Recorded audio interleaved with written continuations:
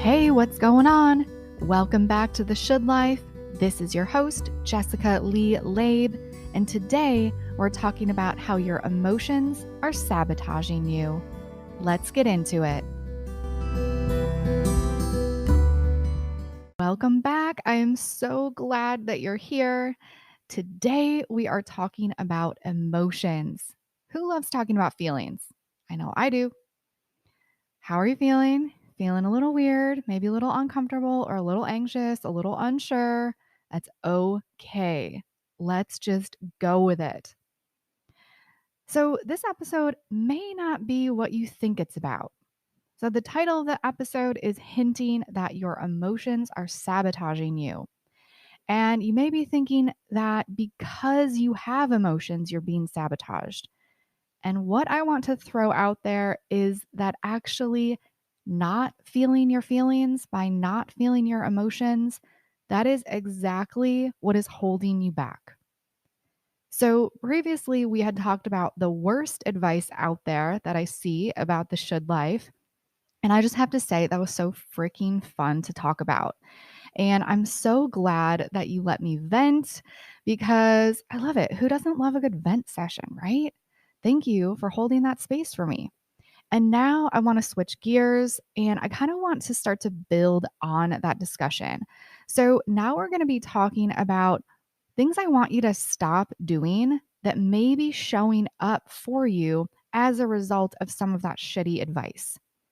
So if you missed those first few episodes, that would be episodes 2, 3, and 4. Go back, take a listen, because we're going to be those really laid some amazing groundwork for the topics that we're now going to be talking about. And I don't want you to miss any of that. So, before we get into it too much, I also want to acknowledge that the intention here is not to make you feel badly about how you've been living, or if you're finding like, damn, like I really am living that should life. Like, I don't even know how I got here. I don't even know, this person who I've become. I never thought that this would really apply to me, but I'm finding that it is. You are not alone. I've been there. I'm still in it in some ways, right? There are no gurus here. This is real life. And in order to move beyond the should life, we have to first acknowledge how we got here, right? We can't change anything if we don't have the ability to be really fucking honest with ourselves.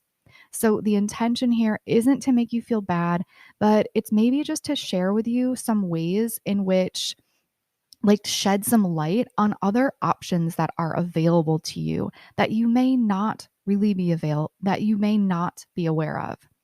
So this also may get a little uncomfortable because we're moving beyond the confines of the mind that we talked about in previous episodes. But I promise you, if you stay connected to your inner voice, you will be headed in the right direction. So I want to ask you, where is it that you want to be? Who is it that you want to be in this precious life of yours? My belief is that the life you desire is just on the other side of feeling those feelings that you are avoiding, by feeling those exact emotions that you do not want to feel. And these emotions that you don't want to feel may be showing up for you right now. Like, even as I say that, you may be like, oh, yeah, like anger, completely off limits for me. Grief, sadness, fuck that. Never letting it in. Got big old walls around it. There's no way. And what I would like to offer up to you is that those are the exact feelings that, once you allow yourself to feel them, will catapult you into the life that you deserve and that you desire. I think of it like a bow and arrow. Like, we're pulling back, pulling back, pulling back, like getting all this tension. And when you allow yourself to feel those feelings, it just whoosh, it just shoots into exactly what it is that you want. And it's also okay to be afraid. It's okay to want to turn me off right now. All of this is totally valid. Okay, So your emotions may be holding you back from reaching your goals. Let's talk about how and why that is. And I want to go back and explore with you some potential belief systems that you may still be holding on to from childhood that we all kind of like take with us into adulthood. So, how do I wanna let's talk about this in the context of money, okay? Because I mean, this is such a common kind of like hang up and belief system that we can carry with us for our whole lives. So, I want you to just think about how your parents talked about money growing up or how your family or support system growing up, how was money discussed if it was discussed at all? Because if it wasn't talked about at all, that's also sending you some pretty clear messages, right? So maybe where you grew up, there was like a neighborhood or a town where maybe there was a neighborhood like within your town or your city made up of like predominantly wealthy individuals. Like, oh, that's like the rich area. Okay. So, did your family or your parents, did they talk about that neighborhood at all? If so, how did they talk about it? Maybe like every time you drove by it, they're like, oh, yeah, those people. Or maybe you are in traffic and a high end car like a BMW or Mercedes like cuts them off. Were there ever comments about that car, the status of the individual driving the car? Like, "Oh my gosh, look at this rich asshole just cutting me off." Of course. Of course it's that person, right? What about when you had a desire for something that cost money? Maybe there was a trip you really wanted to go on or something that you wanted to purchase, like a game or clothes, makeup, whatever that is. How are you made to feel in those moments when you asked and when the response was presented back to you? So notice that I'm not necessarily asking what the response was, like what words were spoken to you, because yes, this is important. But what I really want to get at is how did you feel in those moments? How safe were you made to feel in your body in that environment? That is key here. Okay. So the feelings are so interesting and so complicated. In the beginning, when we're children, when we're like newborns, just kind of trying to explore this world, feelings themselves are neutral. And I just want to let that sink in for a moment that actually, at their core, feelings are totally neutral. They have a completely neutral energy to them. But when we're born, when we're newborns, when we're infants, we don't have any judgments about our feelings. We allow them to freely show up because we don't have any like any other people's judgments that have clouded that for us. So we ask for whatever it is that we want, and we have no shame about it. We want food, we ask for it. We want sleep, we ask for it. But over time, as we continue to grow older, the minds of those around us, the belief systems and the judgments and the toxic thoughts from the minds of others in our world, our society, religion, peers, family, their belief systems from their minds get essentially like dumped into our minds. And what happens is we start to realize that these feelings that we were previously able to completely freely express now have all these labels attached to them. Messages that we start to receive, like, stop crying, get over it. You're not really hurt, right? Suck it up. So, as a child, it's safe and accepted for us to ask for what we want and receive something in return, to receive comfort, love, food, nourishment. And then we realize that somewhere along the line, when we do that same thing, now we are sent to our room for it. We're ignored or neglected. We're told that we're wrong for asking for it. And so we end up with feelings about our feelings. We end up with these compound, complex emotions now because we have what was a neutral emotion, which was, let's say, showing up as sadness, for example, that is now compounded with another feeling, a feeling of shame, because we're now told that showing sadness is not an okay emotion to be felt. So when we feel sad and we don't allow ourselves to feel sad, we're also feeling shame for feeling sad. And we also have feelings about feeling shame.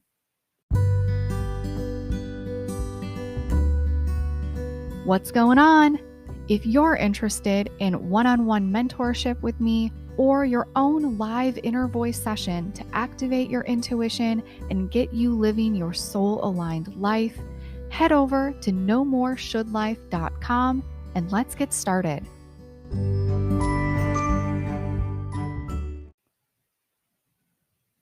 So then what happens is we end up taking on these identities as adults.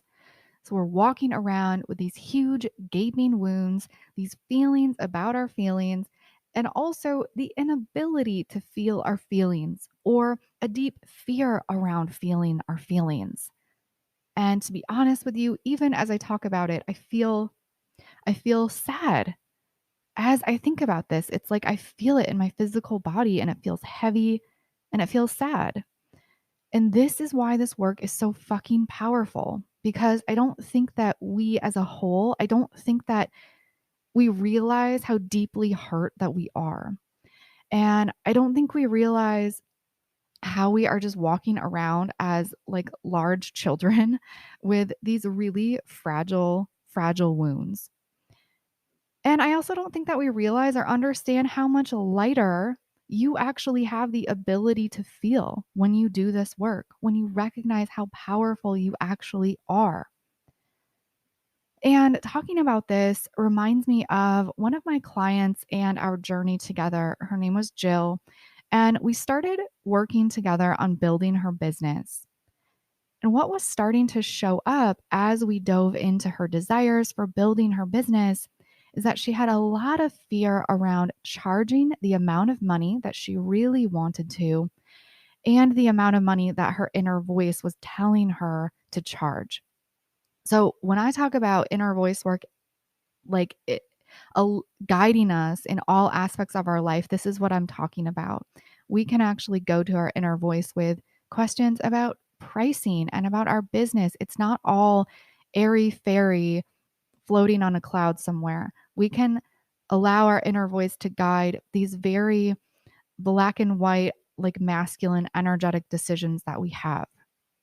So, she had some fear around showing up herself authentically online to talk about her work. She had this fear of not being seen. She really preferred to kind of be invisible. And she also had this amazing gift for what it was that she was meant to do in this world. And she lit up when she talked about it. But she really felt like she could not move past this money block and this fear of showing up. So we started to uncover this belief through our work together that she felt like ultimately she didn't feel worthy of receiving. She didn't feel worthy of receiving money for this craft that she had developed. And when we went a little deeper, we found that this stemmed from beliefs that she had been instilled in that had been instilled in her from her parents. So she had these like specific memories, mostly from her mom, where her mom was very judgmental of other women who were perceived to have more money than them. And Jill remembered this energy around these comments that her mom would make. It felt to her like an energy of like competitiveness, very much an energy of scarcity and lack because these other women had more. This was like her mom's perception because they had more, that meant that there was less for her. There was very much this air of like, who does she think she is? And her mom kind of perceived these women as flaunting or showing off. And these women as being quote unquote too much, right? Like it's too flashy, it's too showy, it's too much.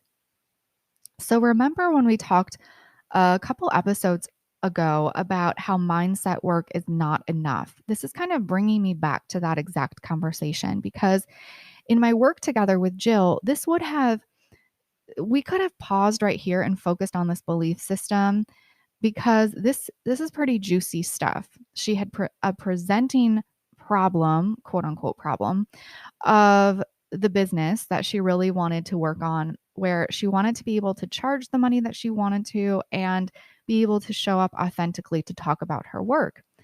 And what we uncovered was this really complicated uh, belief system. And if I had the belief that mindset work was everything and that mindset work was enough, then our work together would have kind of paused and maybe even stopped here. And there's nothing really wrong with that. That's still really powerful work. But I always I always want to go deeper. I always want to uncover more and more because there's more there to actually peel away and get at and uncover and release from the body. So that's what we did. We continued to dive deeper. We continued to dive deeper because I wanted to get at the emotions. I wanted to move beyond the belief systems and access the emotions. I wanted her to get into her body. So we were able to tap into the emotions that she had associated with these beliefs. This was so powerful. And the emotions that started to show up for her when we talked about this, when she was put back in these situations with her mom, when she was revisiting the energy around these comments, what showed up for her was deep shame, emotions of sadness for allowing these stories to now rule her life as an adult, and an emotion of fear of being judged by her mom. So these are so valid and make so much sense.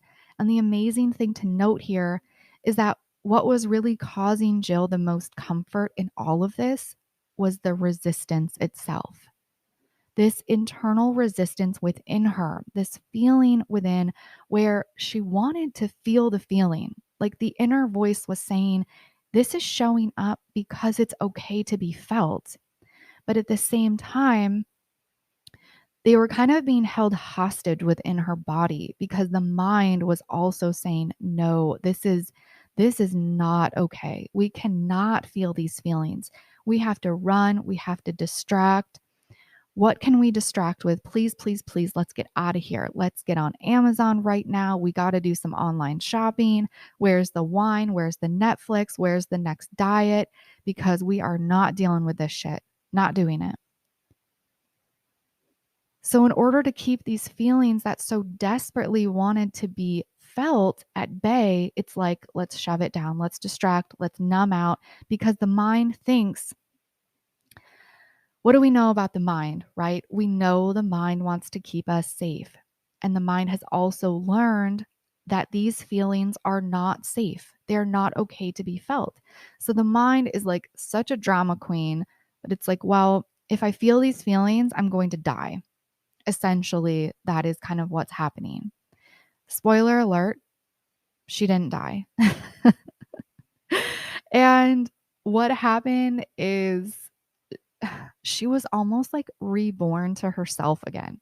It was like this massive transformation that she went through. She was kind of reborn to her true self, who she was always meant to be. Because what happened is Jill allowed the resistance to exist.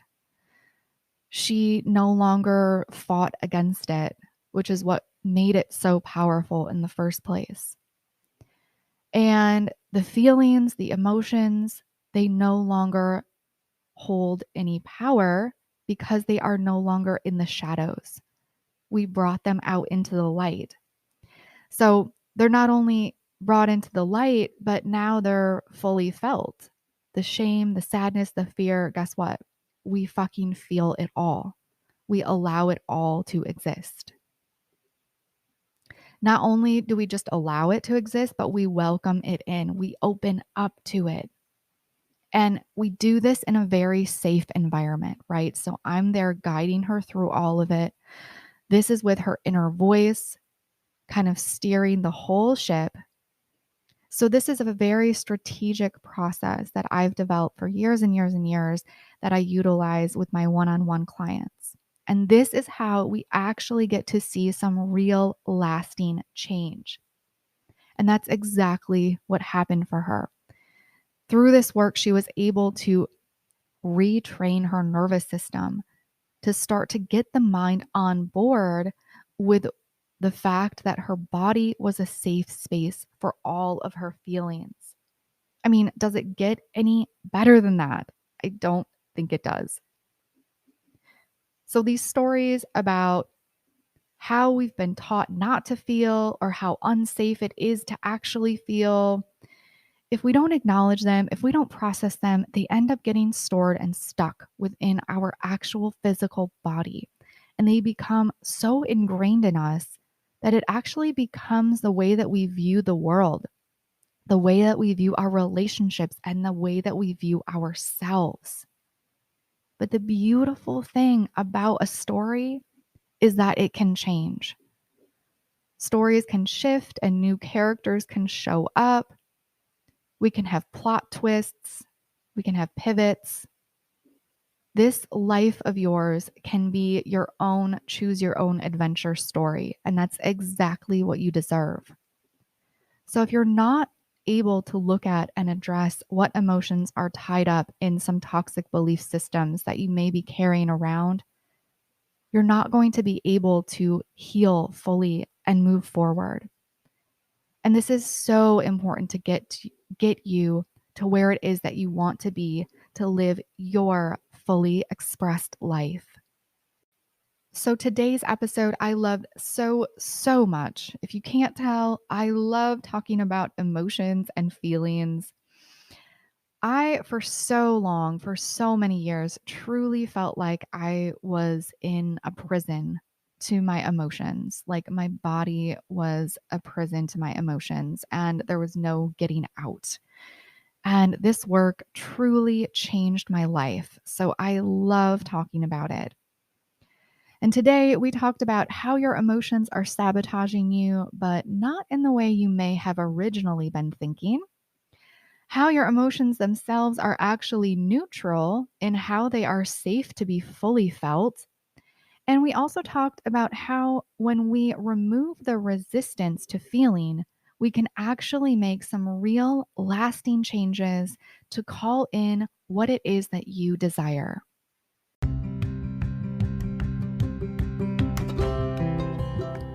Thank you so much for listening to today's episode. This is your reminder that you are enough, you are worthy, and you are loved. You can find me over at Instagram at Jessica Lee Labe and my website at nomoreshouldlife.com. If you or someone you love is a high-achieving woman looking to activate your inner voice and embrace your shadow self to claim your soul-aligned life, send me a DM and let's do this.